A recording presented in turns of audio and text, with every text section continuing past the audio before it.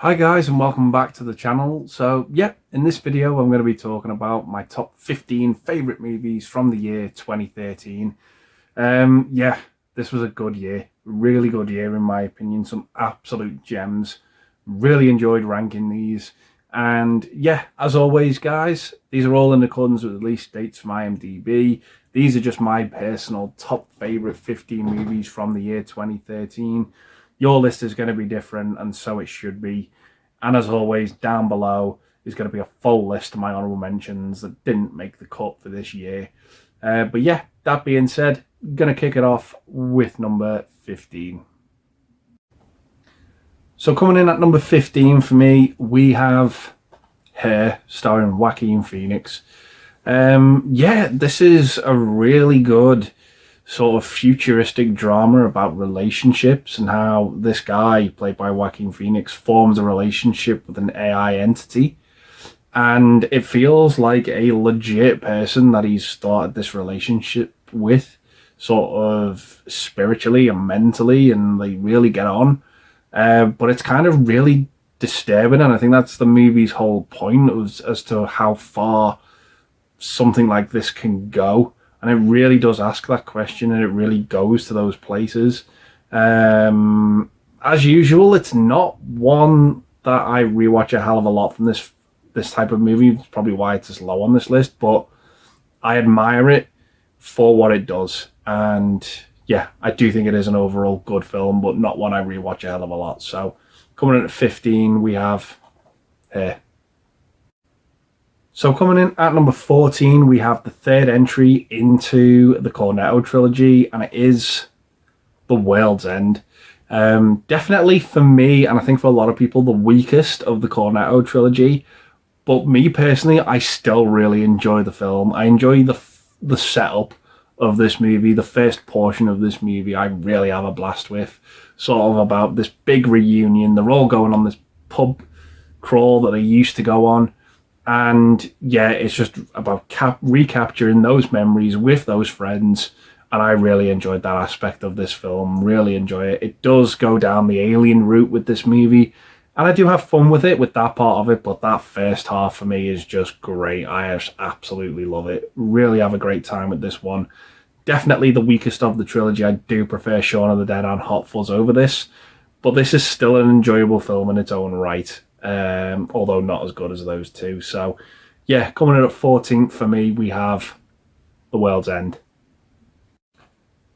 So coming in at number 13 for me, we have Blue Ruin. This is a fantastic, underrated revenge thriller for me. I really enjoyed this the first time I watched it. Just thought it was great. Really, really brutal stuff in this film about this guy who's trying to get revenge on someone who's murdered people close to him, and he's trying to get that revenge, but there's the family of the person he's trying to get the revenge on are like really like defensive and out for him and trying to convince him not to do this. But it's really, really brutal, particularly with its ending and its beginning as well. But it's just a great, well executed, underrated revenge thriller that I absolutely loved. So coming in at 13 for me, we have Blue Ruin. So coming up next for me at number 12, we have Captain Phillips, starring Tom Hanks. Yeah, this is just a fantastic movie about this sort of commercial sail barge that gets taken over by these pirates, based on a true story. And yeah, it's just absolutely phenomenal. The cast of this movie is great. Everyone's firing at all pistons. From the pirates themselves to Captain Phillips, played by Tom Hanks. The end of this movie is just absolutely harrowing. The performance from Hanks is it's unbelievable. It's really great when everything comes to the conclusion, and the performance that he gives is it's heartbreaking to watch, but it's just so well acted and it's really well executed. So really, really tense stuff. So coming in at number 12 for me, we have Captain Phillips. So coming in at number 11 for me, we have a French film, and that is Blue is the Warmest Colour. Yeah, this is a fantastic romantic drama. Very, very, great coming of age film. about, you know, discovering who you are and sort of taking your place at that sort of age where everything, you know, can be confusing to a young person.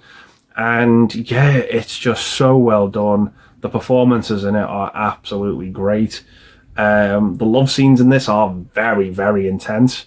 But it's just amazing acting, and it's just such a great film. It's so well done. The movie looks gorgeous. It's just, yeah, the performances in it are amazing. It's a long film, but it doesn't feel long in any way, shape, or form. It's just a really, really well done, beautiful film, and I just have a great time with this movie. It's just an awesome, awesome film. So, yeah, that is my next pick. Blue is the warmest colour. So cracking into the top 10 now, and coming in at 10th place, we have Star Trek Into Darkness. Yeah, this is the follow-up to J.J. Abrams' 2009 film.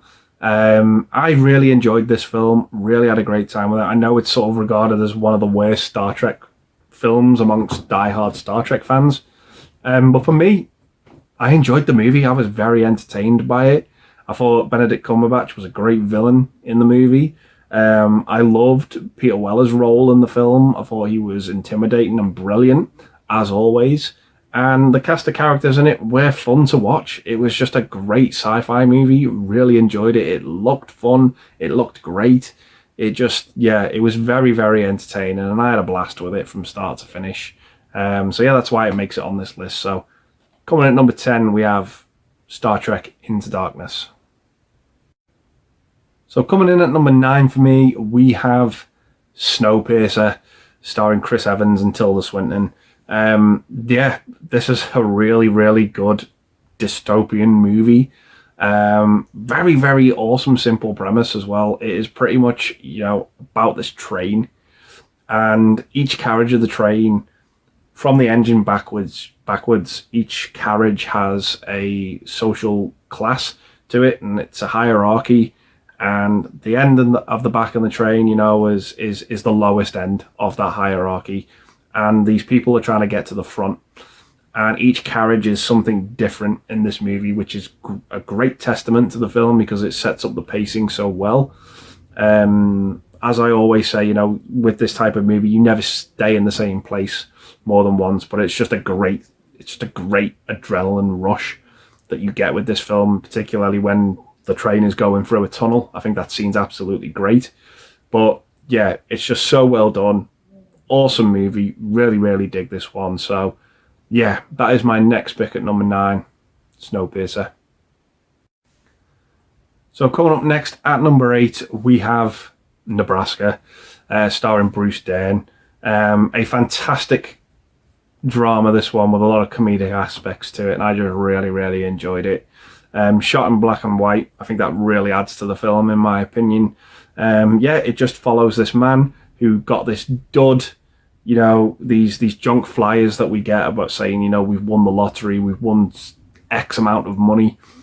And he actually takes it seriously and believes it, and he goes to try and, on this journey, to try and collect his winnings. And I won't dare say the outcome, but yeah, it's just, the movie is the journey. That's where the heart of the movie really lies.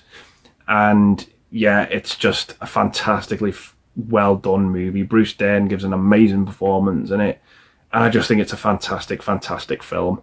It's a slow burn, but it's one I really, really enjoy. So yeah, that is my next pick, Nebraska. So coming up next for me at number 7, we have Philomena, starring Judi Dench and Steve Coogan. Yeah, a fantastic drama, this, directed by Stephen Frears. Absolutely amazing stuff that goes on in this film. Follows Judi Dench, who's looking for her son, who she was forced to give up as she went into one of these convents when she was younger, when she was pregnant and had an affair with a married man, and had to give up the child for adoption. So years later, she's on the trail of trying to find out where her son is. And Steve Coogan's there to lend a hand, kind of like as this reporter, to try and, you know, help find him. Could be a great story. And yeah, it just leads you down a path that you weren't expecting to go down. And it's absolutely harrowing when we find out the outcome of what we're there to see. And it's so well acted, it's so well done. The movie makes you feel sad, it makes you feel happy, and it makes you feel angry. All these different moments, and it's just so well executed. I just think it's a great film. Absolutely fantastic stuff. So that is my next pick, Philomena. So coming in at sixth place for me, we have Ron Howard's Rush. Yeah, I'm in no way, a Formula One or a racing fan in any way, shape or form. And this movie really, really was interesting, despite, obviously this subject matter. Chris Hemsworth was absolutely great in this film. I just thought he was absolutely fantastic, taking a break from, obviously, the Thor role. And, he does have this partnership with Ron Howard as well. They've done a couple of movies together. And this movie was just absolutely great, sort of retelling this heated rivalry between these two racers. And the movie looks gorgeous. The races themselves are absolutely intense. And yeah, it's just a great true story, a great sports movie. Absolutely fantastic stuff with a great supporting cast and just amazing performances in it. So yeah, really, really enjoyed this one. So yeah, that is my number 6 pick, Rush. So coming up next for me at number 5, we have Prisoners, starring Jake Gyllenhaal and Hugh Jackman. Yeah, this movie really put Denis Villeneuve on the map for me as a director. The guy does not make garbage. He is absolutely phenomenal, in my opinion. One of the best directors around at the moment. Every movie he makes is absolutely stunning, whether you like the movie or not. I just think he has an eye for filmmaking, in my opinion. Absolutely phenomenal. And this movie is just absolutely great and harrowing. Great story about these two fathers whose daughters go absolutely missing. Hugh Jackman, being one of the fathers, thinks he knows who's done it, and he's trying to, do everything he can in his power, be it right or wrong, to find out where his daughter is. And you've got Jake Gyllenhaal as well as the detective in this movie. It's just so gripping. It's absolutely well done. Really, really awesome movie. It gave a bit of range, I think, for Hugh Jackman, because it was really different to see him in this type of role. But it's more testament to him as an actor, because he's absolutely fantastic in it. It's such a well done, gripping, ruthless drama, and I thought it was great. So that is my number 5 pick, Prisoners. So coming in at number 4 for me, we have Alfonso Cuarón's Gravity, starring Sandra Bullock and George Clooney. Pretty much the only two actors in the movie, for the majority of it anyway, at least. And yeah, this movie felt like I was in space when I watched it, to see it at the cinema. It's one of these movies where I think 3D actually adds to the movie rather than, is just there to be gimmicky. It really, really did give the movie depth, in my opinion. And yeah, I just thought it was absolutely fantastic. One of the best movies in space. Really, really grounded despite being set in space. And yeah, I just really love the effects in this film. It really had, filled me with this tension, had me on the edge of my seat. Absolutely fantastic. And I was just really rooting for Sandra Bullock's character to get home safely. Yeah, it just absolutely is a wonderful looking movie. Really, really great stuff with this one. So yeah, that is my number 4 pick, just missing out on the podium places, Gravity. So coming up next for me at number 3, taking the bronze medal, we have Dallas Buyers Club, starring Matthew McConaughey. I've said this before in a couple of videos, but I was no way a fan of Matthew McConaughey. I couldn't stand the guy. I just thought he churned out all this rom-com crap that I had no interest in. And I just thought, the guy's never going to change. He's not going to deliver a performance that I can go, yes. And I was proved so wrong by the guy. Dallas Buyers Club and the movie Mud as well came out a year prior to this, really put him on the map for me, and I started to see him in a completely different light, a much more serious role. Seeing a dedicated performance from him was an absolute breath of fresh air. And this movie, fully well-deserved of winning Best Actor, in my opinion, for this film. As someone who's, he's been diagnosed with AIDS and he's been given a certain amount of time to live. So what he decided to do was use non-FDA approved drugs to try and prolong his life and other people's lives. And it changes him along the way. He's a bit of a redneck. He's a bit of a, you know, set in his ways, and he's becomes a bit more open to people, different people around him, a bit more accepting. And he found these loopholes in the law that allowed him to sort of distribute drugs, be it, you know, wrong or right. He's prolonged a lot of people's lives, including his own. And it's just a great story, really, really well acted, absolutely phenomenal stuff. Completely changed my opinion about Matthew McConaughey as an actor. And yeah, I thought the movie was absolutely fantastic. So coming in at third place for me, we have Dallas Buyers Club. So coming in at number 2 for me is the movie that actually won Best Picture. So yeah, taking the silver medal, we have Steve McQueen's 12 Years a Slave. Yeah, what a fantastic film. This movie is definitely not an easy watch at times. It just follows a free slave who was drugged and traded back in to slavery, and it's horrible. He's been taken away from his family, hence the name of the title of the movie, 12 Years a Slave. It doesn't hold back, this film, and for that reason I think it needs not to hold back, because it's a huge testament to it. It really is. It's brutal at times, it's horrible at times, it's harrowing to see, you know, how slaves were treated. It's just awful. But it's something that happened. As horrible and wrong as it is, this movie really does capture it, and it shows you the horrors of slavery, and it makes you feel sick to your stomach when you see some of the stuff in this film. The mentality of people on the other side of slavery is just, you see two sides of the coin of that. You see people who are sympathetic, and you see people who are absolutely fucking disgusting. You just can't understand their mentality, and it just is all wrapped up so well in this film. It's presented wonderfully in this movie. It's not an easy watch, like I said, but it's so well acted, and it needs to be the way it is, because it doesn't shy away from the horrors of it, and it's just such a well done, well executed film, and I think it's absolutely fantastic. Great cast in this as well. Yeah, loved Brad Pitt's supporting role in this. Just thought it was a fantastic film. Needs to be seen. Yeah, really good stuff. So coming in at number 2 for me, just missing out on the top spot, we've got 12 Years a Slave.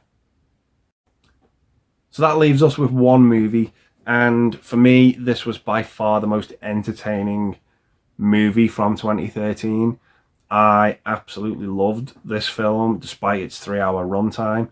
So coming in at number 1, we've got Leonardo DiCaprio in The Wolf of Wall Street.